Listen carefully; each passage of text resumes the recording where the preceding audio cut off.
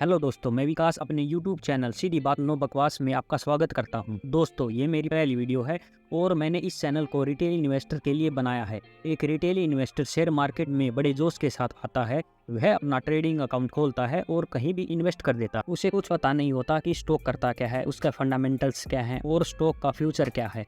वह सिर्फ स्टॉक का प्राइस तथा उसका करंट मूवमेंट देखकर उसमें पैसे डाल देता है।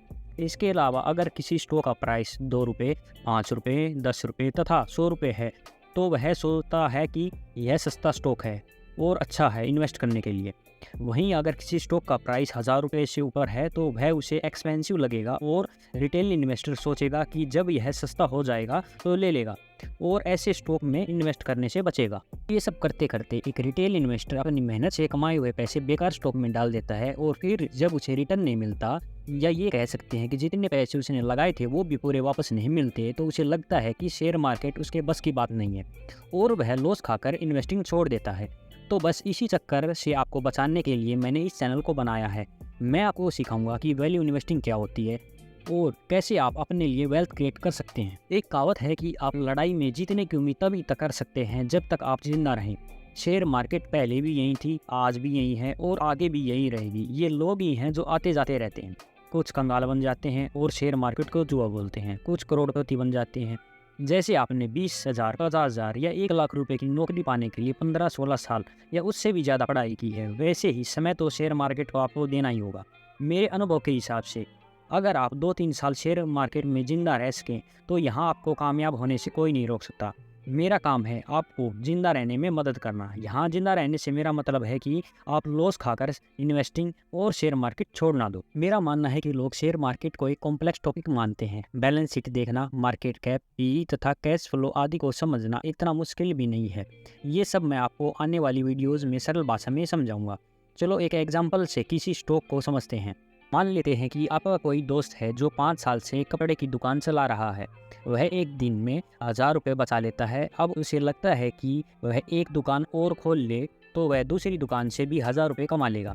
लेकिन दुकान खोलने में 1 लाख रुपये लगेंगे जो उसके पास नहीं है। वह आपके पास आता है और आपको अपना आइडिया बताता है और आपसे कहता है कि 1 लाख रुपये आप दे दो और मेरे पार्टनर बन जाओ।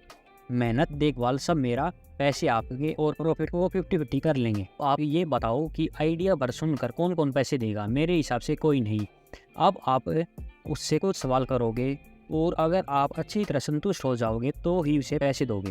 पहला सवाल, दुकान खोल कौन रहा है? मतलब कंपनी का प्रमोटर कौन है? यहाँ आपका दोस्त है जो बिजनेस करेगा। आप उसे अच्छी तरह जानते हो और आपको उस पर पूरा भरोसा है कि वह ये काम कर लेगा।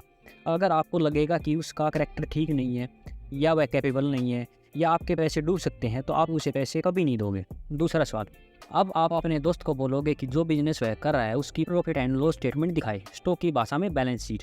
जैसा वह बोल रहा है कि वह 1000 रुपये रोज कमा रहा है, क्या ये सही है? और 1000 रुपये का प्रॉफिट कांस्टेंट है या नहीं? अगर यहाँ कोई दिक्कत है या ये प्रॉफिट तो उसे कुछ समय से ही शुरू हुआ है तो क्या आप उसे पैसे दोगे? मेरे हिसाब से नहीं दोगे। अगर प्रॉफिट कांस्टेंट है या धीरे धीरे बढ़ रहा है तो आप उसे पैसे दोगे। चलो अब तीसरे सवाल पर चलते हैं। अब आप ये देखोगे कि जहाँ पर आपका दोस्त दुकान खोलने की बात कर रहा है वहाँ पे कंपटीशन कितना है और बिजनेस की लोकेशन क्या है। अगर आपको लगेगा कि वहाँ तो पहले से ही बहुत सारी दुकानें हैं कपड़े की या उसकी लोकेशन ठीक नहीं है तो भी आप उसे पैसे नहीं दोगे। चौथा क्वेश्चन, अब आपको सीधे एक ही बात सोचनी है कि जिस शॉप में, स्टॉक में या कंपनी में आप 5-10 साल के लिए पैसा लगाने की सोच रहे हो, क्या इतने समय तक वो कंपनी जिंदा रहेगी, उसका बिजनेस चलता रहेगा? 100% तो आप नहीं बोल सकते, लेकिन अगर आप सकारात्मक हैं तो भी आप पैसा लगाने का मन बना सकते हैं। तो कंक्लूजन यह है कि यहाँ आपने पैसे देते समय इतने सारे क्वेश्चन पूछे, लेकिन स्टॉक लेते समय आप कोई क्वेश्चन नहीं पूछते। तो क्वेश्चन पूछना स्टार्ट करें और पहले स्टॉक के पीछे का बिजनेस को समझें और तभी आप अपनी मेहनत से कमाए हुए पैसे उसमें लगाएं। तो आज के लिए इतना ही। वीडियो अच्छी लगी हो तो लाइक करें, चैनल को सब्सक्राइब करें और अपने विचार कमेंट करें। धन्यवाद। जय हिंद, जय भारत।